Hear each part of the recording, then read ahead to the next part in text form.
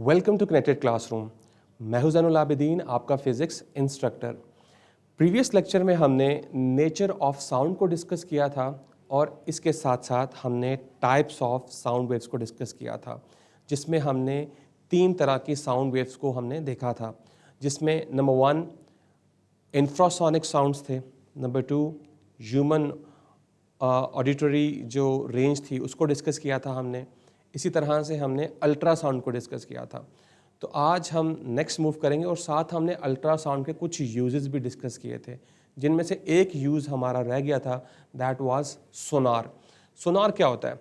सोनार basically एक acronym है और ये स्टैंड करता है साउंड नेविगेशन एंड रेंजिंग, कि किस तरह से साउंड की मदद से हम नेविगेट कर सकते हैं और किस तरह से इसकी मदद से हम जो है वो ओशन फ्लोर्स जो होते हैं उसकी डेप्थ्स को जो है वो फाइंड आउट कर सकते हैं। कैसे कर सकते हैं? फॉर एग्जांपल हम ये कंसीडर कर लेते हैं कि हमारे पास एक शिप है। लेट्स से कि ये मेरे पास एक शिप है इस तरह से, और ये जो शिप है इसके ऊपर ट्रांसमीटर एंड रिसीवर जो है वो इंस्टॉल्ड है, ठीक है। और इस तरह से यहाँ पे जो है ये जो है वो किसी भी ओशन के अंदर जो है वो क्या कर रही है, मूव कर रही है इस तरह से। और ये एंड पे जो है मैं आपके पास बना रहा हूँ ओशन बेड या ओशन फ्लोर। ऑलराइट, तो इसमें जो है वो ट्रांसमीटर भी होगा, तो मैं बना देता हूँ यहाँ पे। लेट्स से कि यहाँ पे जो है वो इस तरह से ट्रांसमीटर लगा हुआ है और यहाँ पे इसी तरह से एक रिसीवर लगा हुआ है जो कि साउंड वेव्स को रिसीव करेगा। अच्छा, होता ये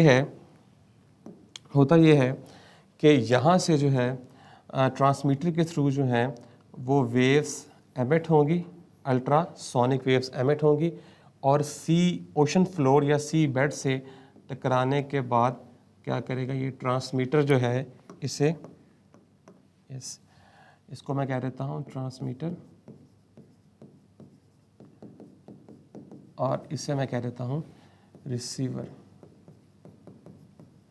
ओके, तो यहाँ से देखें आप कि इसका जो जाने का डिस्टेंस है वो भी d है और आने का डिस्टेंस भी d है। और लेट्स से कुछ ना कुछ टाइम जो है वो लग रहा है अल्ट्रासोनिक वेव्स को इस ओशन फ्लोर तक जाने के लिए और यहाँ से वापस आने के लिए। तो किस तरह से हम इसकी डेप्थ जो है उसको फाइंड आउट कर सकते हैं? तो मुझे इस बात का पता है कि जो फार्मूला होता है इक्वेशन ऑफ डिस्टेंस जिसे कहा जाता है, S is equals to V into T. Alright, अब अगर आप देखें तो टोटल डिस्टेंस कितना है? जाने का भी डिस्टेंस d है और आने का भी डिस्टेंस d है, तो इसका मतलब दोनों डिस्टेंसेस को ऐड करेंगे तो टोटल डिस्टेंस कितना हो जाएगा? 2d। तो मैं यहाँ पे लिख सकता हूँ कि s की जगह पे मैं पुट करूँगा 2d। ऑलराइट, और चूंकि ये अल्ट्रासोनिक वेव्स जो हैं ये लिक्विड्स के अंदर ट्रैवल कर रही हैं, क्योंकि वाटर एक लिक्विड है और हमने ये पढ़ रखा है कि लिक्विड के अंदर जो साउंड की स्पीड होती है वो ऑलमोस्ट 1500 मीटर पर सेकंड होती है। तो यहाँ पे आप जो स्पीड पुट करेंगे वो ऑलमोस्ट होगी 1500 मीटर पर सेकंड। और टाइम कुछ भी हो सकता है।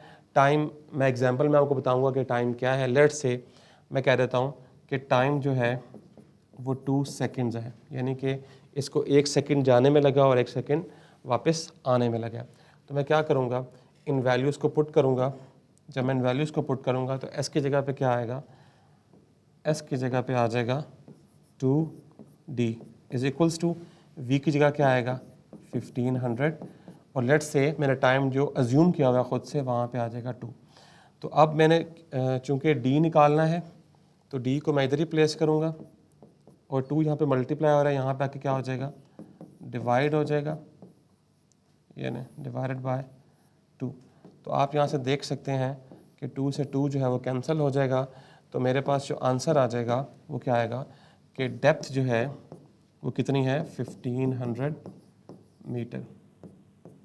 तो इस तरह से मैं सोनार की मदद से डेप्थ जो है वो क्या कर सकता हूँ? फाइंड आउट कर सकता हूँ।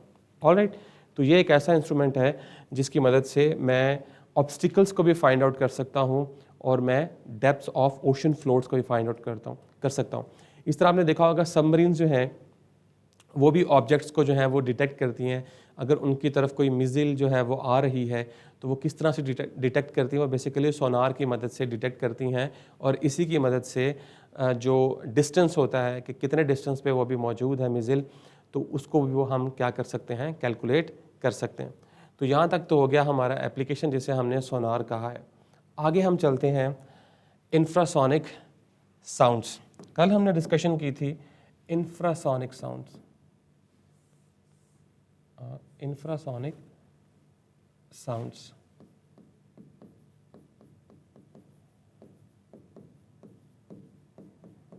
Infrasonic sounds,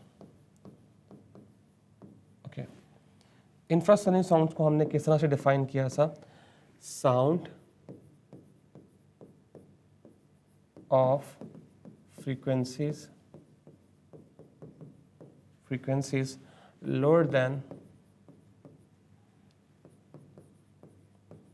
lower than 20 hertz. ऐसे साउंड्स जिनकी फ्रीक्वेंसी 20 हर्ट्ज से कम होती है उन साउंड्स को हम क्या कहते हैं? Infrasonic sounds, okay. तो अब इसे यूज़ किस लिए करते हैं हम? कम्युनिकेशन पर्पसेस के लिए। कम्युनिकेशन पर्पसेस के लिए हम क्या करते हैं? इसे यूज़ करते हैं। जैसे कुछ एनिमल्स हैं, जैसे नंबर 1 जिराफ्स,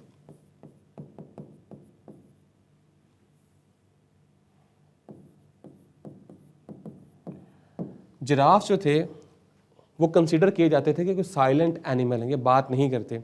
लेकिन जब देखा गया कि इनकी जो मर्मरिंग है, इस मर्मरिंग की वजह से जो साउंड प्रोड्यूस होता है वो बहुत लो फ्रीक्वेंसी का साउंड प्रोड्यूस होता है और वो साउंड जो है वो बेसिकली इंफ्रासोनिक साउंड होता है। तो जिराफ जो हैं वो अपने जो बाकी जो इनका ग्रुप होता है या हर्ड होता है उसके साथ ये किस तरह से कम्युनिकेट करते हैं? Through infrasonic sounds. तो इंफ्रासोनिक साउंड जो है वो कुछ एनिमल्स यूज़ करते हैं, जिनमें से जिराफ भी एक एनिमल है जो कि इंफ्रासोनिक साउंड को यूज़ करता है। Number 2 elephants. एलिफेंट्स जो हैं वो भी जो है वो यूज़ करते हैं इंफ्रासोनिक साउंड्स और ये लार्ज डिस्टेंस तक जो है वो क्या कर सकते हैं? कम्युनिकेट कर सकते हैं अपने बाकी ग्रुप के एलिफेंट्स के साथ। जैसे फॉर एग्जांपल अगर ये गेजिंग कर रहे हैं किसी भी फील्ड के अंदर जो डेंस फील्ड है, जहाँ पे डेंस वेजिटेशन मौजूद है, जहाँ पे एक दूसरे को देख नहीं पा रहे, तो वहाँ पे ये विदाउट एनी विजुअल जो है वो दूसरे जो इनके ग्रुप के एलिफेंट्स होते हैं उनके साथ ये क्या कर सकते हैं? इंफ्रासोनिक साउंड्स के थ्रू कम्युनिकेट कर सकते हैं, उनके साथ अपनी मूवमेंट को कोऑर्डिनेट भी कर सकते हैं। तो इंफ्रासोनिक साउंड्स जो हैं वो एलिफेंट्स भी यूज़ करते हैं। अब इंफ्रासोनिक साउंड्स जो हैं ये बहुत ज़्यादा जो है ना वो डिस्टेंस कवर कर सकते हैं विदाउट लूजिंग देयर एनर्जी। तो यही वजह है कि ये जो एनिमल्स हैं जैसे जिराफ हो गया, वेल हो गई, एलिफेंट्स हो गए, ये लॉन्ग डिस्टेंस तक जो है वो क्या कर सकते हैं? साउंड को जो है वो सेंड भी कर सकते हैं और रिसीव भी कर सकते हैं। और इसके साथ साथ अब इंफ्रासोनिक साउंड जो रिसीव करता है, जैसे आपने देखा होगा कि एलिफेंट्स जो हैं उनके ईयर्स जो होते हैं वो बहुत बड़े बड़े होते हैं। तो उनके ईयर्स का बड़ा होने का मकसद ये होता है ताकि वो दूर से जो है वो इंफ्रासोनिक साउंड को जो है वो सुन सकें। तो इंफ्रासोनिक साउंड को सुनने के लिए जो है वो एनिमल्स के ईयर की स्ट्रेंथ, दूसरा उसका साइज़ और उसकी जो स्ट्रक्चर है उसके ऊपर डिपेंड करता है। तो ये जिस एनिमल के साइज़ बड़ा होगा कान का, जिसका स्ट्रक्चर जो है वो बेहतर होगा, तो वो क्या कर सकता है? इंफ्रासोनिक साउंड्स को सुन सकता है। ऑल राइट, तो यहाँ तक हमने देख लिया कि किस तरह से एनिमल्स जो हैं वो इंफ्रासोनिक साउंड्स को यूज़ करते हैं। लेकिन याद रखिएगा कि जो ह्यूमन बींग्स होते हैं वो इंफ्रासोनिक साउंड्स को नहीं सुन सकते, क्योंकि ये हमारी ऑडिटरी रेंज में नहीं आता। हमें जो साउंड सुनाई देते हैं वो सिर्फ और सिर्फ 20 हर्ट्ज़ टू 20,000 हर्ट्ज़ के दरमियान सुनाई देते हैं। ऑल राइट, तो यहाँ तक तो हो गया इंफ्रासोनिक साउंड्स। उसके बाद हम चलते हैं सीस्मिक एक्टिविटी। यस, आपको पता है कि सीस्मिक एक्टिविटी जो है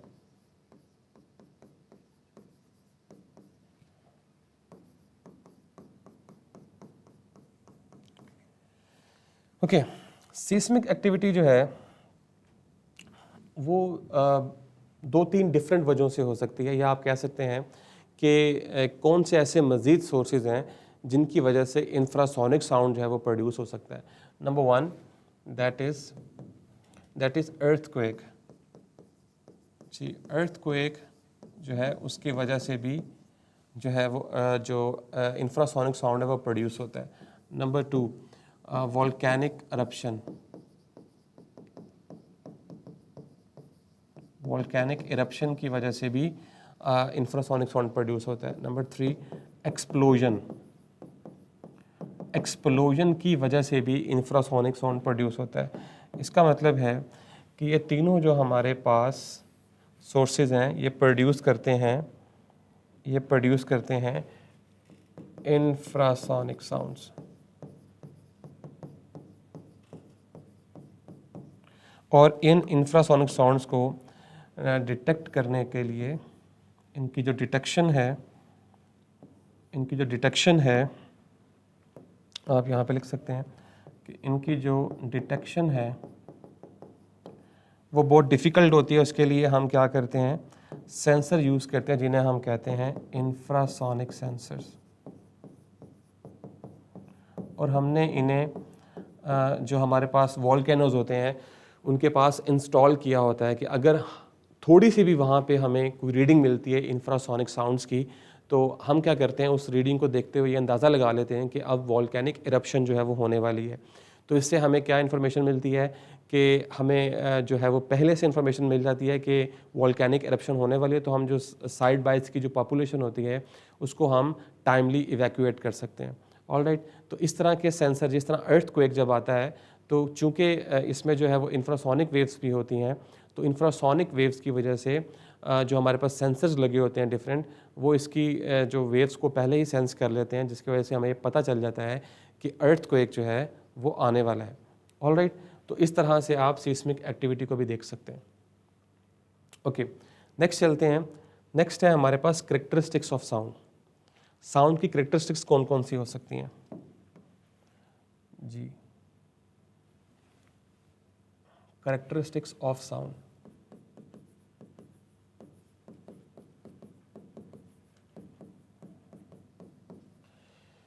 करेक्टरिस्टिक्स ऑफ साउंड। साउंड की तीन करेक्टरिस्टिक्स जो हैं उसको हम क्या करेंगे, डिस्कस करेंगे इस तरह से। ओके, तो नंबर वन जो है दैट इज लाउडनेस। लाउडनेस जो है इसकी एक करेक्टरिस्टिक है, उसको हम डिस्कस करेंगे। नंबर टू हम डिस्कस करेंगे पिच को, और नंबर थ्री हम डिस्कस करेंगे हम इसको थोड़ा सा हम इधर लिख लेते हैं। ओके, नंबर थ्री हम डिस्कस करेंगे क्वालिटी को। इसे क्वालिटी भी कहते हैं और टेम्बर भी कहते हैं, ये दो नाम इसके यूज़ किए जाते हैं। तो ये तीन करेक्टरिस्टिक्स हैं जिनको हम वन बाय वन जो है वो क्या करेंगे, डिस्कस करेंगे। ऑल राइट, तो पहली करेक्टरिस्टिक है हमारे पास, इसी को हम लेकर चलते हैं आगे। सबसे पहली है लाउडनेस। What is loudness? जी, हम इसको डिफाइन कर सकते हैं, characteristic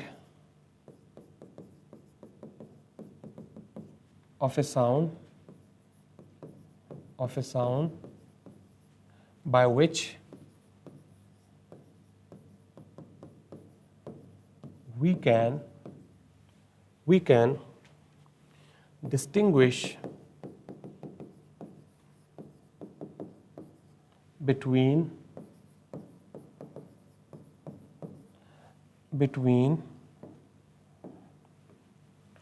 yes, loud and faint sound. ये एक ऐसी करेक्टरिस्टिक होती है जिसकी मदद से हम लाउड यानी ऊंचा, जिसको हम ऊंची आवाज़ कहते हैं, और मध्यम आवाज़ के दरमियान फ़र्क कर सकते हैं। ऑलराइट, लाउडनेस का जो ताल्लुक होता है वो हम देख लेते हैं कि लाउडनेस जो है इसका डायरेक्ट ताल्लुक है, इसका जो है वो डायरेक्ट ताल्लुक है एम्पलीट्यूड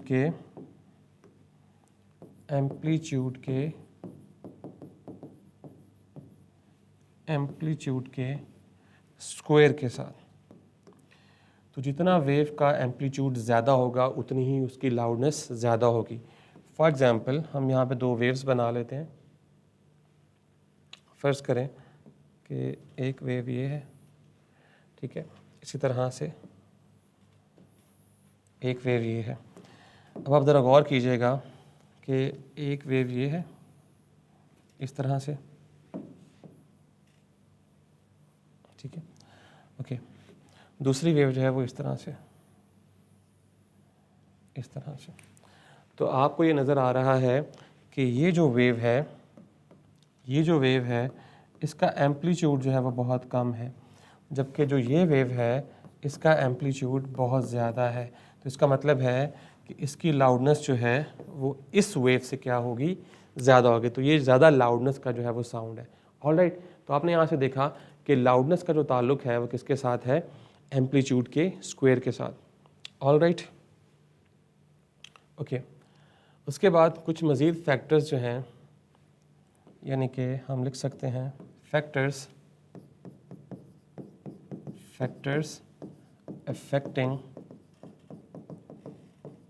affecting लाउडनेस। जी, लाउडनेस जो है, जैसे मैंने आपको पहले बताया, नंबर 1 कि लाउडनेस जो है वो एम्पलीट्यूड पे डिपेंड करती है। एम्पलीट्यूड पे डिपेंड करती है। किस तरह से?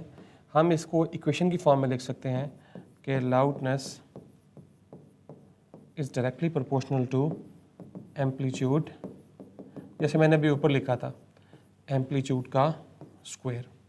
ऑलराइट, तो इसका मतलब है एम्पलीट्यूड बढ़ता जाएगा तो लाउडनेस जो है वो क्या होती जाएगी, बढ़ती जाएगी। दूसरा फैक्टर है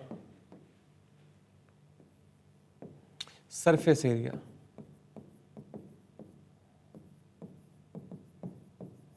अगर हमारे पास कोई ऐसा ऑब्जेक्ट है जिसका सरफेस एरिया ज़्यादा है तो वो ज़्यादा लाउडनेस का साउंड जो है वो प्रोड्यूस करेगा। इसकी एक सिंपल सी एग्जांपल है कि आपने नॉर्मल रूटीन में देखा होगा कि जो ड्रम्स होते हैं, जिसको हम उर्दू में ढोल भी कहते हैं, तो उसके डिफरेंट वेरिएंट्स होते हैं। एक बहुत बड़ा ढोल होता है, उसका जो बीटिंग सरफेस एरिया वो बहुत ज़्यादा होता है, और कुछ बहुत छोटे छोटे ढोल होते हैं जिनका सरफेस एरिया बहुत कम होता है। तो जो ज़्यादा बड़ा ढोल होता है वो ज़्यादा लाउडनेस का साउंड प्रोड्यूस करता है एज़ कम्पेयर टू जो हमारे पास छोटे ड्रम्स होते हैं या छोटा ढोल होता है। ओके, तो इसका मतलब है कि लाउडनेस जो है इसका डायरेक्ट ताल्लुक है किसके साथ, सरफेस एरिया का। यानी कि आप सरफेस एरिया जो है वो बढ़ाते जाएंगे तो उससे क्या होगा कि लाउडनेस बढ़ती जाएगी। नंबर थ्री है distance from source. Distance from source. जी, जब कोई साउंड प्रोड्यूस करने वाला सोर्स या वाइब्रेटिंग सोर्स आपकी तरफ मूव कर रहा होगा, जैसे एक सिंपल सी एग्जांपल है, आप प्लेटफॉर्म पे खड़े हैं, ट्रेन आपकी तरफ मूव कर रही है और वो कंसिस्टेंटली जो है वो हॉर्न बजा रही है। तो जैसे जैसे वो आपके नज़दीक आती जाएगी तो आपको उस हॉर्न की आवाज़ ज़्यादा सुनाई देना शुरू हो जाएगी। लेकिन जैसे ही वो आपको पास कर जाएगी, यानी मूव पास कर जाएगी, आपसे आगे गुजर जाएगी, तो आप देखेंगे कि जब वो दोबारा से हॉर्न बजाएगी तो आहिस्ता आहिस्ता आपको उस हॉर्न की आवाज़ कम सुनाई देने लग पड़ेगी, क्योंकि इसका रीज़न ये है कि पहले सोर्स आपकी तरफ आ रहा था और अब आपसे दूर जा रहा है। तो इसका मतलब है कि इसको हम लिख सकते हैं loudness has A inverse relation with distance. इसका मतलब है कि अगर आप डिस्टेंस बढ़ाएंगे तो लाउडनेस जो है वो आहिस्ता आहिस्ता क्या हो जाएगी, कम हो जाएगी। ठीक है। और last but not least that is 4, that is sensitivity of ears.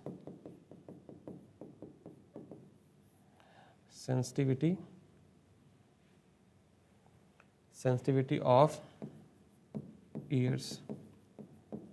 जी, तो हम लिख सकते हैं यहाँ पे कि लाउडनेस जो है इसका डायरेक्ट ताल्लुक है सेंसिटिविटी के साथ।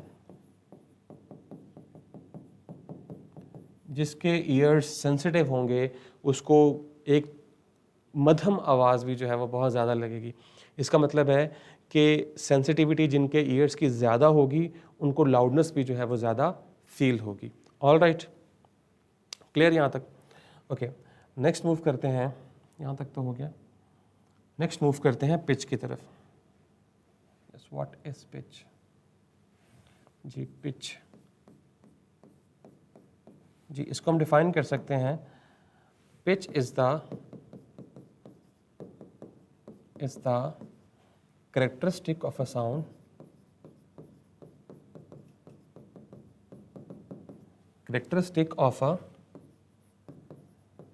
sound by which we can distinguish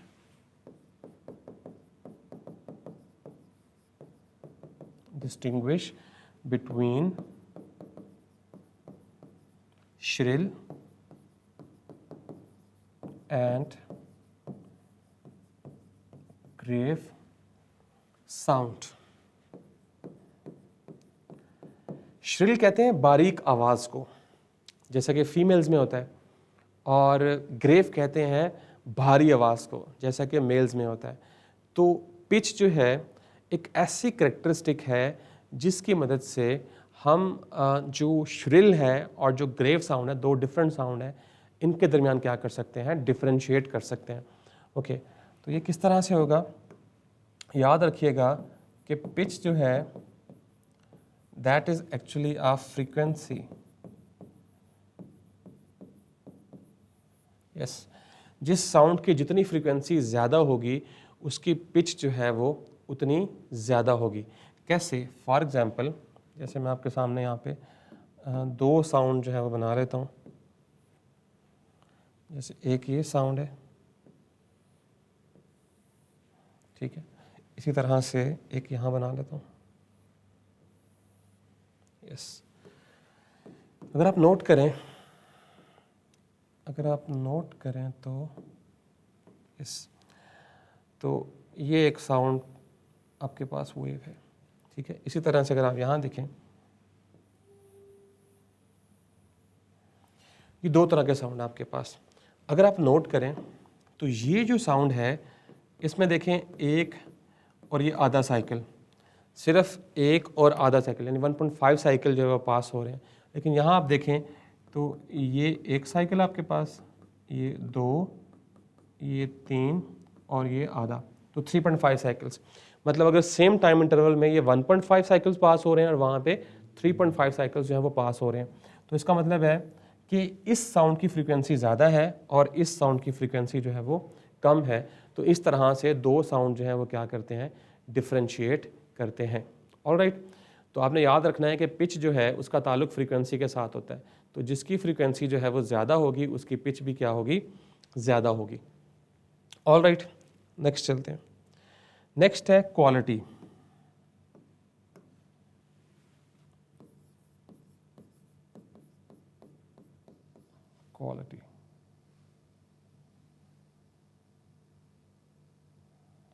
quality जी, quality characteristic of a sound by which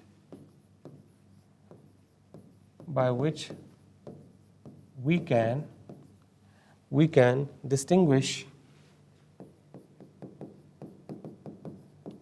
distinguish between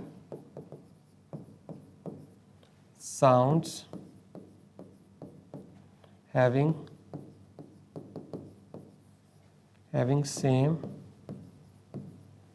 same loudness and pitch। अब कुछ ऐसे साउंड हो सकते हैं जिनकी लाउडनेस भी सेम हो सकती है और जिनकी पिच भी सेम हो सकती है, तो उनको डिफरेंशिएट करने के लिए हम क्वालिटी जो है वो यूज़ करते हैं। क्वालिटी जो है वो कैरेक्टरिस्टिक होती है। इसी को मैंने आपको बताया था कि इसी क्वालिटी को हम टेम्बर भी कहते हैं। तो ये भी आपने याद रखना है कि टेम्बर का लफ्ज़ यूज़ हो जाए या फिर आप क्वालिटी का लफ्ज़ यूज़ कर लें, तो बात एक ही है। ओके, तो इसमें क्या होगा, अब मैं आपके सामने ड्रॉ करता हूँ। ये देखें,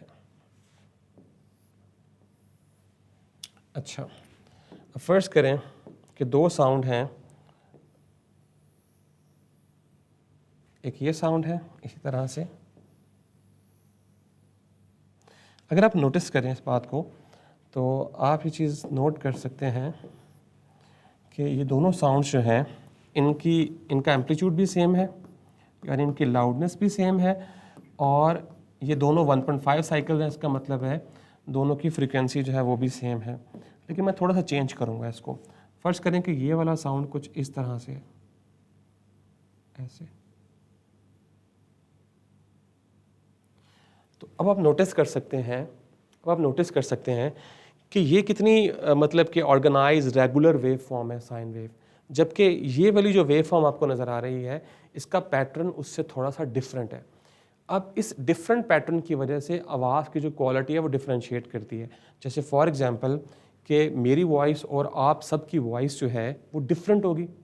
डेफिनेटली हम सबकी जो है वो डिस्टिंक्ट जो है वो साउंड्स हैं, वॉइसेस हैं। तो इसका मतलब है कि अगर हम सारे जो है वो सेम पिच या सेम लाउडनेस के साथ बात कर रहे हों, तो फिर भी हम एक दूसरे की आवाज़ को रिकग्नाइज़ कर सकते हैं, और वो इस वजह से रिकग्नाइज़ कर सकते हैं कि हमारी जो वॉइसेस हैं उसका जो पैटर्न है वो एक दूसरे से मुख्तलिफ है।